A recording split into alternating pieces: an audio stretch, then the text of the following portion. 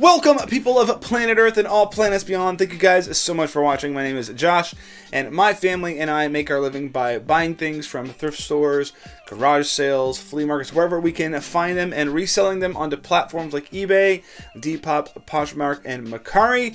And these are our best finds over the last week. Let's check them out.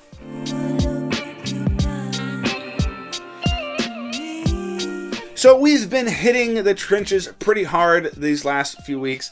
In fact, a couple days ago, we hit it so hard it was like there was literally just too much to deal with. I was finding so many cool things at the rag house that I just couldn't keep up with everything. Anyway, so lots of cool stuff coming in, so much more than I could ever even possibly just show you on a normal video. So I did want to mention that if you want to see everything that I buy every single week and going through it piece by piece, I do a live stream on Thursdays at 4, and it's a members only, so you have to click the join button below and become a member in order to view it. But it's a lot of fun. Hang out with you guys, go through each item, tell you what I paid for it, what I expect from it, and any details about it that are helpful and pertinent to the item itself. Anyway, so let's go ahead and dig right into the stuff I found this week. Here is a piece off the racks. This is I believe, I could be wrong here, but it's a chore coat. You can see it's a bit longer. This is a typical chore coat orientation, 2 breast pockets and then 2 bigger pockets down here. Definitely something you're going to use as a utility piece working on stuff out on the farm or whatever.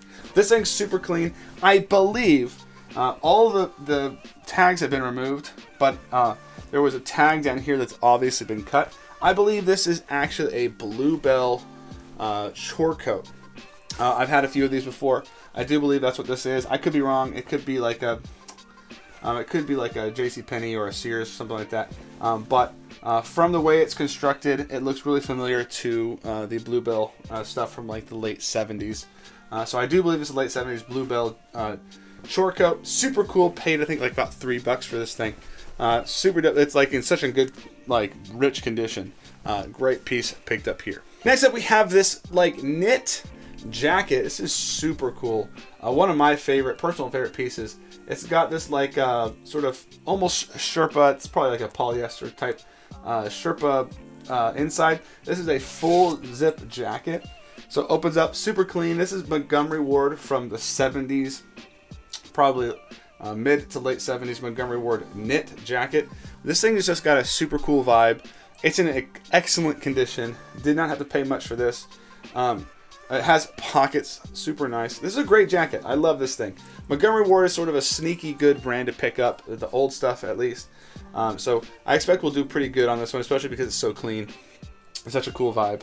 One of my favorite pieces here this week at number 4. At number 3, this is one you find out here in the Midwest somewhat often, but not nearly as cool as this one.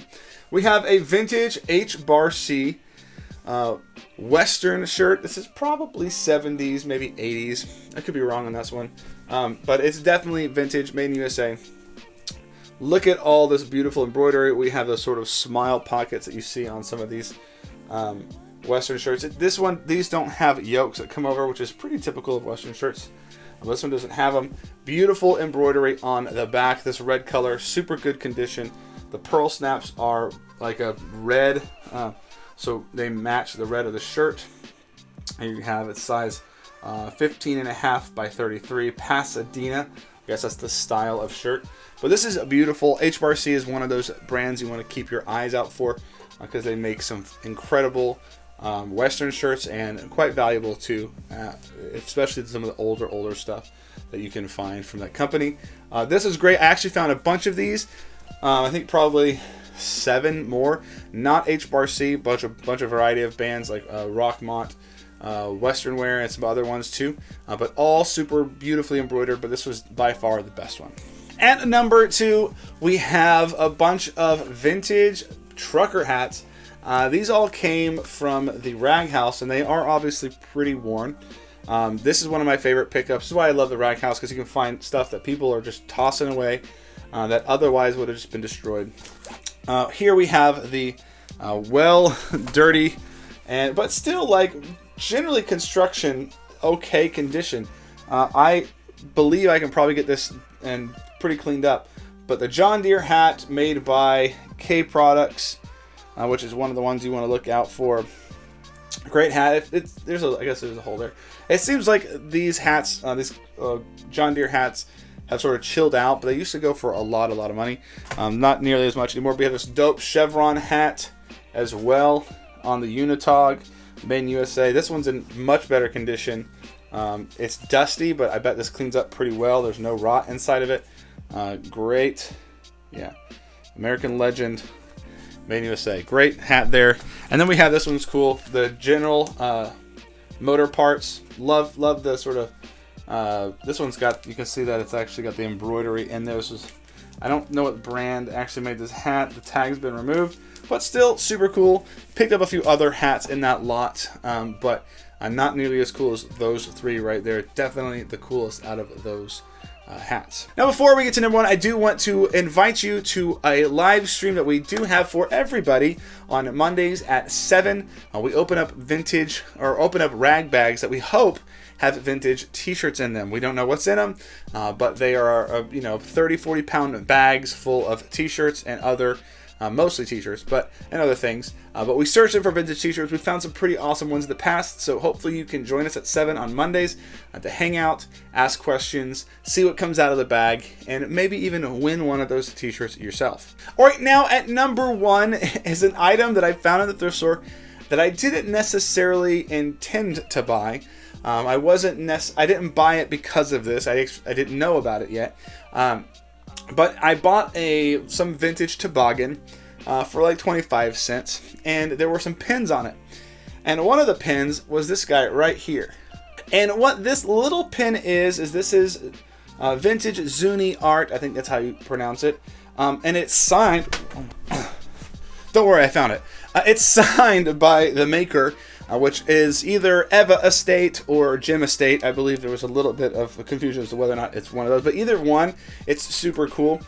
These are like stones that have been placed inside this little deal, and this thing is absolutely gorgeous and beautiful, and potentially worth $100 or more. So super cool. It's got like a little pendant. You can actually hang it like a pendant or a pin.